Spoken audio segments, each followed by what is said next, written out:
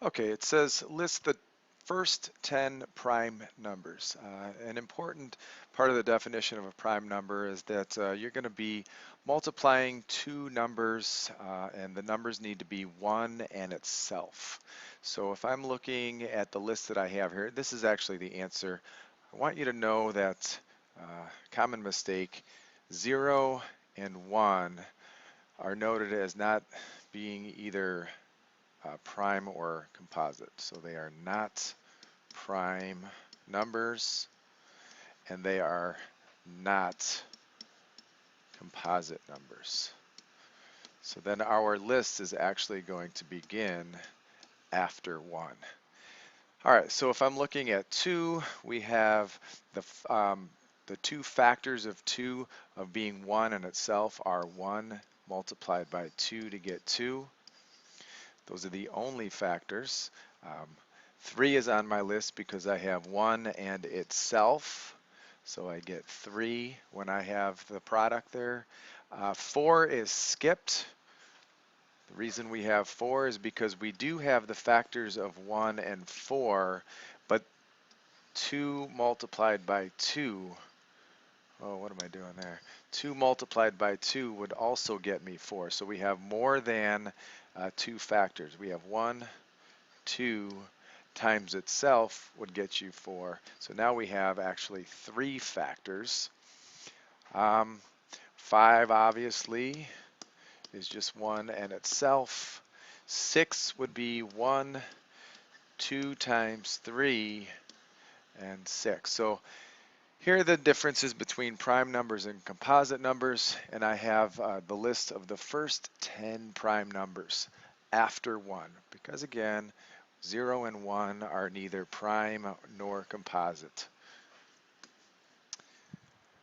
All right, question 2 on the packet says, state the divisibility rules for the following. And there are some numbers that have special rules that will work in all cases. And those numbers are 2, 3, 4, 5, 6. 7 does not have its own special rule. So we skip that. 8, 9, and 10. Some of them are pretty basic, such as the first one. The last digit must end in a 0, 2, 4, 6, or 8. So these are your even numbers. An example might be, I don't know, 48. So the last digit, this is your last digit, and it ends in one of these 5 numbers, and it happens to be 8. So 48 is divisible by 2. The next one, kind of a fun one, it says the sum of the digits are divisible by 3. So, you know, you could have a 2-digit number, a 3-digit number, you could have a 5 or 6-digit number.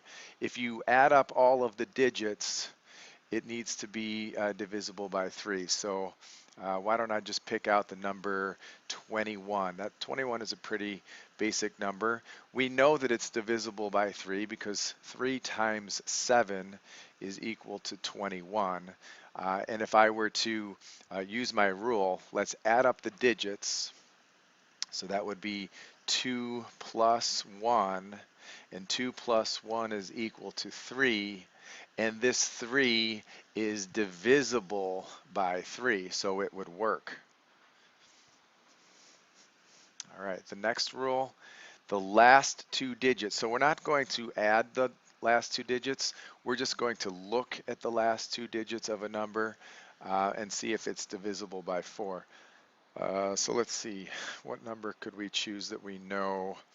How about 116? So if I took 116 and I looked at the last 2 digits, well, the last 2 digits are 1 and 6. And we know that 16 is divisible by 4 because 4 times 4 is 16. I know that 116 is also divisible by 4, and I'll prove that to you here on a calculator. I know you're not going to be using a calculator on your placement test, but let's just check it out here for time purpose. 116, is that divisible by 4? Does it come out to be a nice clean whole number? Okay, so the answer is actually 29 to that, so it does work.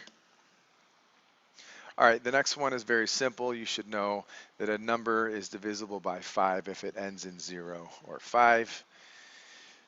It will be divisible by 6 if the rules for 2 and 3 both work. So if I have a number and I want to know, hey, wait a second, is that number divisible by 6? Does 6 go into it equally without any leftovers, any decimal? So if it is divisible by 6, that means that 2 and 3 both have to work for it. So you just follow the rules for 2. That has to be an even number. You can follow the rule for 3. So you're going to sum the digits and check it out. So 6 is a fun one. 8. Um, 8 is very similar to 4. So, and the fact that we are now looking at the last 3 digits to see if it's divisible by 8. And the rule for 4 was just the last 2 digits. So pretty similar rule there. Divisible by 9. That's another fun one like 3. So we're going to add all the digits and see if it is divisible by 9. And the following one here is 10. So pretty simple. Ends in 0.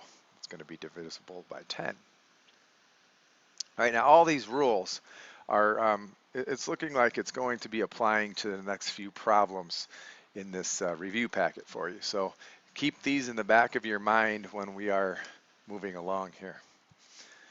All right, so this has been a big question in my classroom with this variable a. We work a lot in algebra with variables, and it's just kind of an example that has been used here where a is not it's not really being solved for. We're not finding out what a is in terms of solving for a variable. A is just representing some number, a digit.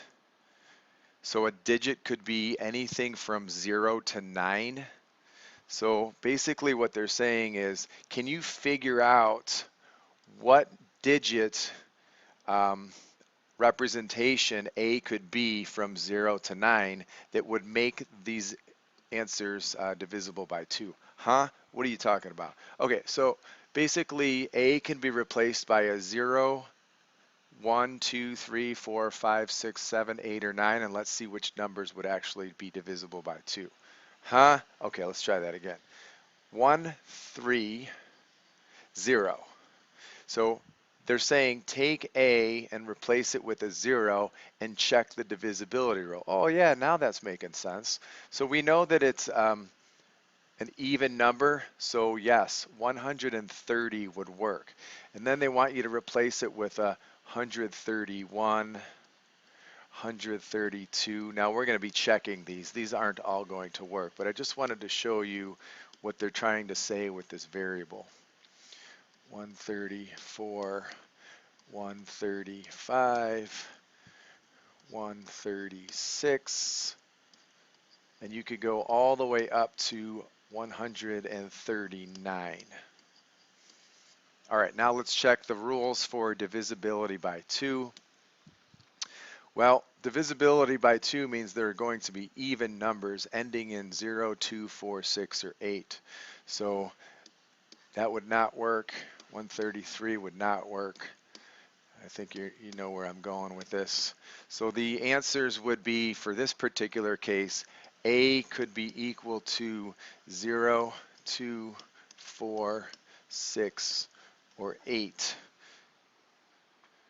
I'm not going to go through all of these, but when you get down here to F, example F, you're just going to be replacing those digits again with numbers 0 through 9, and then checking your divisibility rules back from the last page for the rule of 8. I could show you more of that in class if you have any further questions. All right, question number 4. What is the next prime number after 89? The prime number, if you recall, the rule is you're going to have the factors of 1 and itself as being the only factors. All right, so I know that all the even numbers, let's just get rid of those right now. All of the even numbers we know have factors of 2. So let's just cross those out right now.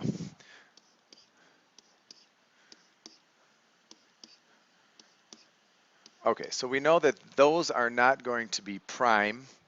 And now if I were to take the next one in line, if I were just to go down the line and not do any further thinking about this, I can take the number 91 and I can check to see if, how can I do this just with a little arrow there? Would 91 be divisible by 3 or 4 or 5 or 6 or et cetera, and you can use all of those divisibility rules that we learned on the last page to check. And I believe 7 is going to be working here. Even though 7 isn't one of our standard rules, you still need to check it. So let's see, 91 divisible by 7. So 7 goes into 9 once, 21. So you're going to have to check all of them, even though it's not a special rule. So we threw 7 in the mix here, and that goes in 13 times. So 91 is not going to be a prime number. 93 is one of those fun rules from the last page. Let's see, I can add up the numbers. 9 and 3 is 12. Let's see here. So divisible by 3, that means sum of the digits is divisible by 3. All right, so 9 plus 3 is 12. 12 is divisible by 3, so that will not work. And this one ends in a 5, so we know that doesn't work. Let's see, 9 plus 9 is 18. 18 divisible by 3. Okay, so that's going to be 6. That's not going to work. And I happen to know that 97 is not going to be divisible by any number but 1 and itself. So 97 is the next prime number. Okay, number 5. Find the largest prime factor of 221. Now this example is one of the more difficult ones. You know, if you're thinking of your divisibility rules, numbers that are going to multiply together to get 221, there is a factor larger than 1 and itself, and it actually doesn't even come until after 10. So this one's a tricky one. I know that it happens to be 13 multiplied by 17. So the prime factorization of 221 would be 1 times 13 times 17. And if I'm answering the question, it says the largest one, and the largest one is 17. All right, number 6, write the prime factorization of 294. I know that you guys like to take it, you know, pretty easy, the easier steps here. You see that it's an even number. I'm okay with that. You know, if you want to just try to get the party started here, we know that it's an even number, so I can multiply by 2. So let's cut everything in half. So 200 cut in half is 100, 90 cut in half is 45, 4 cut in half is 2, so we have 147 to begin that problem right here. And then we're going to have to check to see if 147 can be broken down, and it can. We know that 147 is divisible by 3 based on our rules. And what are we going to multiply that by? 49. 3 times 49 is 147. We could break down 49 further. So we have 7 times 7. And if I'm looking at my tree here, the ends of the branches all need to be prime numbers. So 2 is prime, 3 is prime, and all of the ends of the branches are prime numbers. So it looks like this. Product line of 2, 3, 7, and 7. And if I'm going to write this officially, I see multiple 7s, so it's going to be written as the product line of 2, 3, and 7 raised to the second power, 7 squared. Final answer. All right, number 7, list the first 15 perfect squares All right, so basically perfect squares are taking a number and multiplying it by itself.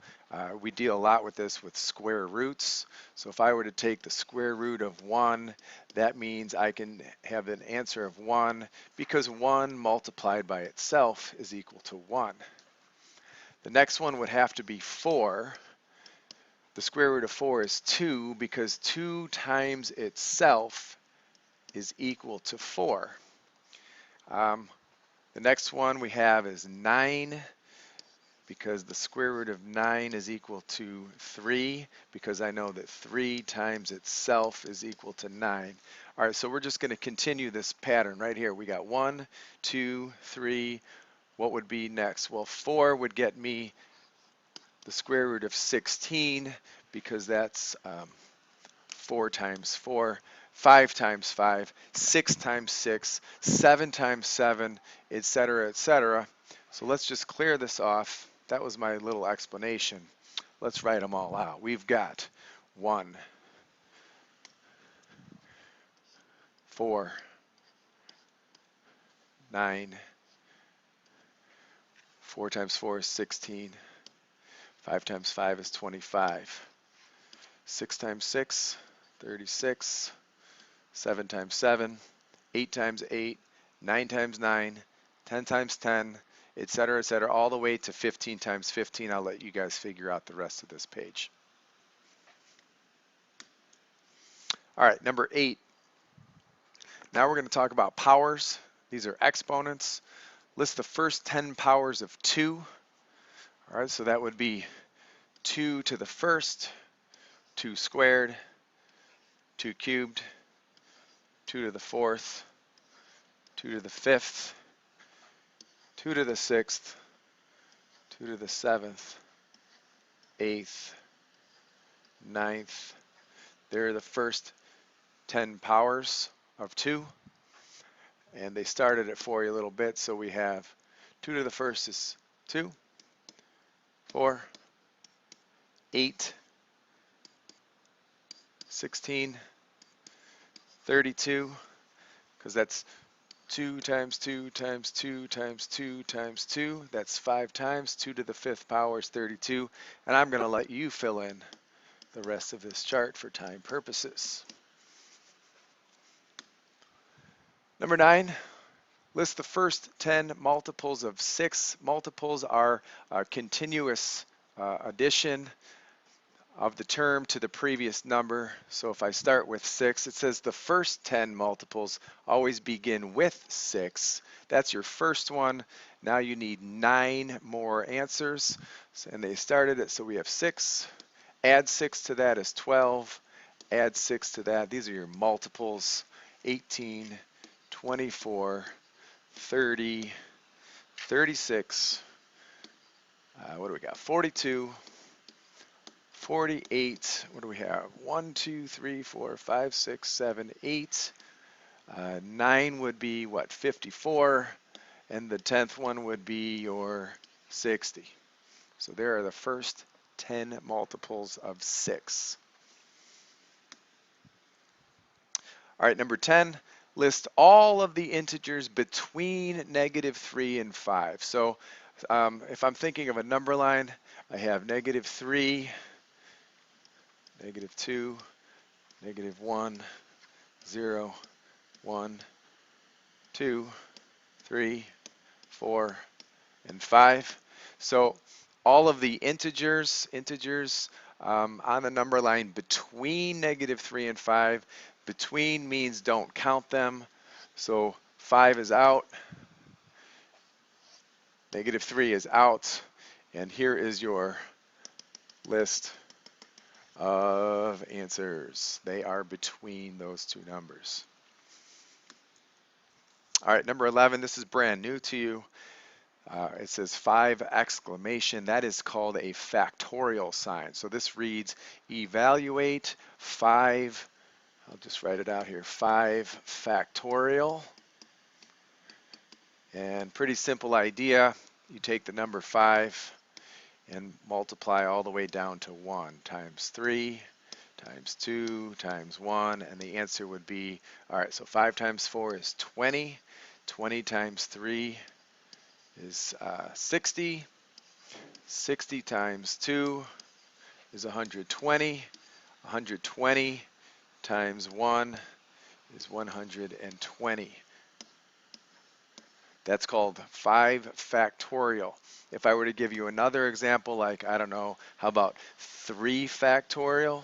That would be 3 times 2 times 1.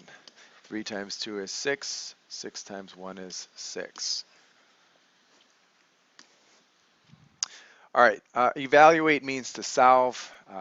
Basically, it's saying 0 over 5, 0 divided by 5, and that will always give you the answer of 0. And number 13, the final question today, says 7 divided by 0. We know that we cannot have 0 in the denominator of a fraction, and we have talked about this at length as being an undefined fraction. Answer, undefined. Okay, so this was page 1, both sides of the review packet for your placement test. I would like you to write down any questions that you might have and bring those questions with you to class, and we can go over these. And my hope is to make another video, or actually a few more videos for you before your big exam. Okay, have a good day. See you in class.